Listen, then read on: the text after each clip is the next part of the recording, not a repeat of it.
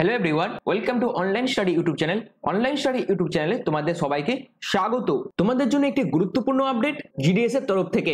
আর এই আপডেটটি হলো, অনেক ক্যান্ডিডেট আছে যারা ফার্স্ট মেরিট লিস্টে চান্স পেয়েছে এবং যারা যারা সেকেন্ড মেরিট লিস্টের জন্য অপেক্ষা করছো, এমন অনেক ক্যান্ডিডেট কিন্তু আছো। এবং এর মধ্যে একটা ঘটনা কিন্তু ঘটে গেছে, সেটা হলো ফার্স্ট মেরিট লিস্টে অর্থাৎ 2025-এ জিডিএস এর তোমাদের কিন্তু একটি ঘটনা ঘটে গেছে। যে ঘটনাটি ঘটেছিল 2024-এও। 2024-এ তোমাদের কি ঘটনা ঘটেছিল? তোমরা যারা যারা জিডিএস এ আবেদন করেছিল 2024-এ, তারা অনেকেই জানো যে ফেক ডকুমেন্ট সাবমিট করার জন্য অনেক ক্যান্ডিডেটকে কিন্তু অ্যারেস্ট করা হয়েছিল। অর্থাৎ সিবিআই ইনভেস্টিগেশনের মাধ্যমে 2024-এর বেশ কিছু ক্যান্ডিডেটের কিন্তু ক্যান্ডিডেটে বাতিল করা হয়েছিল। শুধু তাই নয়, তাদেরকে কিন্তু অ্যারেস্টও করা হয়েছিল। ঠিক সেম ঘটনা কিন্তু 2025-এও ঘটেছে। আর এটা কিন্তু বিশাল বড় একটি আপডেট তোমাদের জন্য, যেখানে বিভিন্ন জায়গায় বিভিন্ন পোস্ট অফিসে প্রার্থীরা যখন ডিভির জন্য গেছে, সেখানে তাদের জাল সার্টিফিকেটের জন্য কিন্তু তারা ধরা পড়ে গেছেন এবং তাদের কিন্তু অ্যারেস্ট করা হয়েছে। আর এর সংখ্যাটা কিন্তু অনেকটাই বেশি। এটা কিন্তু শুধুমাত্র একটা পোস্ট অফিস নয়, বিভিন্ন পোস্ট অফিসে কিন্তু সেম ঘটনা ঘটতে দেখা গেছে 2025-এও। তো আজকে এই ভিডিওর মাধ্যমে এর ব্যাপারে বিস্তারিত যা তথ্য উঠে এসেছে, সেই সবকিছু তথ্য তোমাদের কাছে তুলে ধরবো। এবং আরো একটি নতুন যে মেথড অ্যাপ্লাই করা হয়েছে, সেটা হচ্ছে এসডিভি মেথড। এই এসডিভি মেথডটা কি সেই সম্বন্ধেও বলবো। এবং যেহেতু বিভিন্ন ক্যান্ডিডেট অর্থাৎ ফেক ক্যান্ডিডেটদের ক্যান্ডিডেটের বর্তমানে ক্যান্সেল হয়ে যাচ্ছে, এর ফলে যারা যারা 60%, 70% এবং 80% নাম্বার পেয়ে আবেদন করেছো, তাদের ক্ষেত্রে কিন্তু একটি চান্স কিন্তু থাকছে সেকেন্ড মেরিট লিস্টে নাম আসা বা পরবর্তী মেরিট লিস্টগুলোতে সুযোগ পাওয়ার। তো এই ভিডিওর মাধ্যমে বিস্তারিত তোমাদের কাছে আমি আলোচনা করব। তার জন্য তোমরা পুরো ভিডিওটা প্রথম থেকে শেষ পর্যন্ত দেখো। পুরো কমপ্লিট ইনফরমেশন তোমাদের কাছে আমি এই ভিডিওর মাধ্যমে তুলে ধরবো। আর এই রকমই জিডিএস থেকে শুরু করে, পোস্ট অফিস থেকে শুরু করে, রেল থেকে শুরু করে বিভিন্ন জব আপডেটের পাশাপাশি বিভিন্ন ধরনের ইনফরমেটিভ ভিডিও পাওয়ার জন্য অবশ্যই তোমরা চ্যানেলটিকে সাবস্ক্রাইব করে পাশে থাকা বেল আইকনটি অল করে রেখে দিও। তো চলো বিস্তারিত তথ্য নিয়ে, একদম অফিসিয়ালি তথ্য নিয়ে মূল ভিডিওতে চলে যাচ্ছি। তো আমি পিডিএফটা ওপেন করে নিয়েছি। এখানে সবাইকে প্রথমে যে তথ্যটি আছে সেটা হচ্ছে সিবিআই কিন্তু এনকোয়ারি করেছে। অর্থাৎ সিবিআই কিন্তু এনকোয়ারি করে জানতে পেরেছে অনেক ফেক ক্যান্ডিডেট কিন্তু ভুল তথ্য দিয়ে আবেদন করেছে। অর্থাৎ অনেক ক্যান্ডিডেট এমন আছে যারা 100% নাম্বার দিয়ে আবেদন করেছে, 99% নাম্বার দিয়ে আবেদন করেছে। এই সমস্ত ফেক ক্যাটাগরি ক্যান্ডিডেট গুলোকে কিন্তু সিবিআই আইডেন্টিফাই করেছে। যেখানে তোমরা দেখতেই পাচ্ছ, দ্য সিবিআই কন্ডাক্টিং সার্চেস, অর্থাৎ সিবিআই সার্চ করে দেখেছে at 67 লোকেশন ইন উড়িষ্যা, অর্থাৎ উড়িষ্যার মধ্যে 67খানা লোকেশনে রিক্রুটমেন্ট ফ্রড হয়েছে। আর এই পুরো জিনিসটা পোস্টার ডিপার্টমেন্টের তরফ থেকে অফিসিয়ালি ভাবে জানানো হয়েছে যে থার্সডেতে কিন্তু এই পুরো ঘটনাটি ঘটেছে। যেখানে কি বলা হচ্ছে, the CBI action comes on an year old complain from the poster department 63 candidate. শুধুমাত্র ওড়িশাতে কিন্তু 67 লোকেশনে 63 জন ক্যান্ডিডেটের কিন্তু ক্যান্ডিডেটের বাতিল করে দেওয়া হয়েছে। এবং তাদের কি জন্য বাতিল করা হয়েছে? সাবমিটেড ফেক সার্টিফিকেট, অর্থাৎ জাল সার্টিফিকেট সাবমিট করার কারণে গ্রামীণ ডাক সেবক পোস্টের জন্য তাদের ক্যান্ডিডেট কিন্তু বাতিল করে দেওয়া হয়েছে। আর এটা কিন্তু শুধুমাত্র উড়িষ্যাতে নয়, অল ওভার ইন্ডিয়াতে বিভিন্ন সার্কেল, বিভিন্ন পোস্ট অফিসে কিন্তু এই ঘটনাটি ঘটছে। আর এই ঘটনাটি ঘটার জন্যই কিন্তু পোস্ট অফিস তরফ থেকে এসডিভি মেথড কিন্তু চালু করা হয়েছে। আর এই এসডিভি মেথডটা কি সেটাও আমি তোমাদের বলবো। এবং এখানে আরো কি বলা হচ্ছে দেখো, 82 পার্সোনাল ফর্মস আদার ডিপার্টমেন্টস। যেখানে আরো বলা হচ্ছে various premises in Kalahandi, Nuapara, তারপর রায়গাদা, নবরঙ্গপুর, কান্ধামাল, তারপর হচ্ছে ময়ূরভঞ্জ, বালাসোর, ভদ্রক, অর্থাৎ উড়িষ্যার মধ্যে এই সমস্ত জায়গায় কিন্তু এই ঘটনা ঘটেছে। যেখানে এর পরবর্তীতে যেটা বলা হচ্ছে সেটা হচ্ছে board of high school and intermediate education, Allahabad, West Bengal board, Kolkata, তারপর ঝাড়খণ্ড একাডেমিক কাউন্সিল, রাঁচি, এছাড়াও আরো বেশ কিছু বোর্ডও কিন্তু আছে।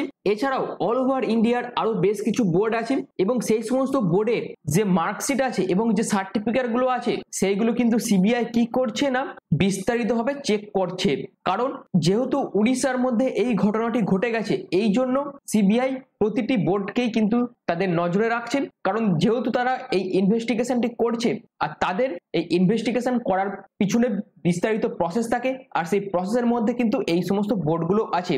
আর এর পরবর্তীতে এরপরে পোস্ট অফিস কি মেথড অবলম্বন করেছে না, এসডিপি মেথড। এসডিপি মেথডটা কি না, সিস্টেমেটিক ডকুমেন্ট ভেরিফিকেশন মেথড। অর্থাৎ এই এসডিপি মেথডের মধ্যে কি কি থাকছে সেটা হলো তোমাদের 2 স্টেপ কিন্তু ভেরিফিকেশন থাকে। একটা হচ্ছে তোমাদের ম্যানুয়াল ভেরিফিকেশন, অর্থাৎ তোমাদের যখন ফার্স্ট মেরিট লিস্ট প্রকাশিত করা হয়েছে এবং সেখানে যাদের নাম এসে তারা কি করবে না, তাদের অরিজিনাল ডকুমেন্টস গুলোর সাথে যে ডিভিশনাল হেড আছে তার কাছে গিয়ে ম্যানুয়ালি ভাবে কিন্তু ডকুমেন্ট ভেরিফিকেশন করবে। এরপরে তোমাদের কি করা হবে না, একটি লিঙ্ক দেওয়া হবে, সেই লিঙ্কে তোমাদের কিন্তু অরিজিনাল ডকুমেন্টস গুলো আপলোড করতে হবে এবং সেই অরিজিনাল ডকুমেন্টস গুলো যেগুলো তোমরা আপলোড করবে সেইগুলো পরবর্তী স্টেপে গিয়ে কি করা হবে না, যে ভেরিফাইং অথরিটি থাকবে এবং যে ডিভিশনাল হেড থাকবে তারা সেই আপলোডেড ডকুমেন্ট গুলোর সাথে তুমি যে বোর্ড থেকে পাস করেছো সেই বোর্ডের অফিসিয়াল ওয়েবসাইট থেকে কিন্তু ডিজি লকারের মাধ্যমে কিন্তু আরো একবার ভেরিফিকেশন করবে।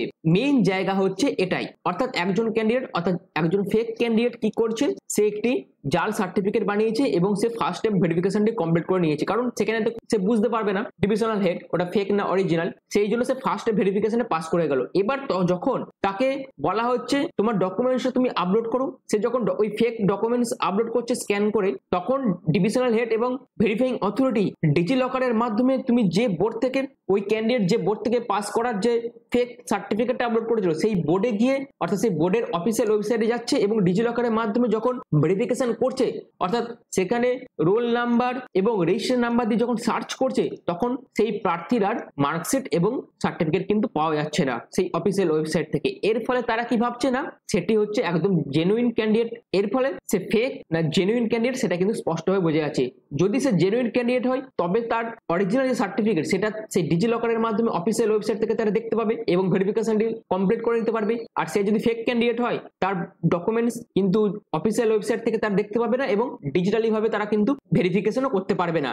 আর এর ফলেই কিন্তু ফেক ক্যান্ডিডেট আর জেনুইন ক্যান্ডিডেটের ব্যাপারটা কিন্তু পরিষ্কার হয়ে যাচ্ছে সবার কাছে। আর তার জন্যই কিন্তু বহু সংখ্যক ফেক ক্যান্ডিডেটের ক্যান্ডিডেট কিন্তু সম্পূর্ণভাবে বাতিল করে দেওয়া হচ্ছে। যারা যারা নিজের ইচ্ছে মতন 100% নাম্বার দিয়ে আবেদন করেছিল, যারা যারা 99% মার্কস দিয়ে আবেদন করেছিল, সেই সমস্ত ফেক ক্যান্ডিডেটদের কিন্তু ক্যান্ডিডেট বাতিল করে দেওয়া হচ্ছে, কারণ তাদের কাছে কোনো অরিজিনাল ডকুমেন্টস নেই বলে। তো এই তথ্যগুলো তোমাদের কিন্তু জানা অবশ্যই প্রয়োজন, তার জন্য তোমাদের কাছে আমি এই তথ্যটা তুলে ধরলাম, যেটা কিন্তু বলে দেওয়া আছে এই জায়গাটা, অর্থাৎ সেকেন্ড স্টেপ ভেরিফিকেশন যেটা হচ্ছে সেটা কিন্তু এখানে বলে দেওয়া আছে। The verification of secondary school examination class 10 certificate second stage verification for candidate who have passed the initial physical verification, অর্থাৎ যারা যারা ফার্স্ট স্টেপ ভেরিফিকেশনে পাস করে গেছে will be conducted by the circle nodal officer of the circle where the respective board exist, অর্থাৎ তুমি যে circle আবেদন করেছো সেই সার্কেলের যে এক্সিস্টিং বোর্ডে থেকে তুমি মাধ্যমিক পাস করেছো সেই বোর্ড থেকে সার্কেল নোডাল অফিসার কি করছে না, এপিআই সেতুর মাধ্যমে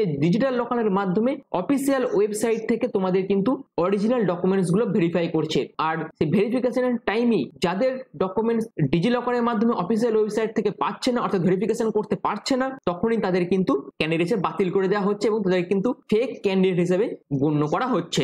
আশা করি এই ব্যাপারটা তোমরা বুঝতে পেরেছো। এবং শুধুমাত্র তাদের ক্যান্ডিডেট বাতিলই করা হচ্ছে না, তাদের কিন্তু অ্যারেস্টও করা হচ্ছে, যেটা আমি একটু আগেই দেখালাম। এবার তোমাদের মনে একটা কোশ্চেন আসবে যে এইটা তো গেল যারা ফেক ক্যান্ডিডেট তাদের ব্যাপারটা, এবার যারা যারা 60%, যারা যারা 70% এবং যারা যারা 80% নাম্বার পেয়েছো সেই সমস্ত ক্যান্ডিডেটদের কি সুযোগ আসবে? এখানে কিন্তু একটা জিনিস তোমাদের মাথায় রাখতে হবে, যেহেতু অনেক সংখ্যক ক্যান্ডিডেট বাতিল হয়ে যাচ্ছে, তার ফলে প্রত্যেক ক্যান্ডিডেটে কিন্তু আবার নতুন করে একটা সুযোগ থাকছে। কিন্তু তুমি যদি সাপোজ পার্টিকুলার কোনো একটি পোস্ট অফিসে আবেদন করো, কোনো ডিভিশনের কোনো একটি পোস্ট অফিসে তুমি আবেদন করেছো, সেক্ষেত্রে তুমি যদি 99% নাম্বার পেয়ে থাকো সেক্ষেত্রে তুমি সিলেকশন পেয়ে গেলে ফার্স্ট মেরিট লিস্টে। কিন্তু ধরো একজন ফেক ক্যান্ডিডেট সে 100% নাম্বার দিয়ে আবেদন করেছে এবং তুমি নাম্বার পেয়েছো 80%, এবং ধরে নাও তোমাদের এই দুটো নাম্বারের মধ্যে অর্থাৎ ফেক ক্যান্ডিডেট এবং অরিজিনাল ক্যান্ডিডেটের মধ্যে আর কোনো ক্যান্ডিডেট কিন্তু নেই। সেক্ষেত্রে কি হবে না, যে 100% নাম্বার পেয়ে আবেদন করেছে অর্থাৎ সে যে ফেক ক্যান্ডিডেট সে যেহেতু ডকুমেন্ট ভেরিফিকেশন করতে পারছে না, তার যেহেতু ক্যান্ডিডেট বাতিল করে দেওয়া হচ্ছে,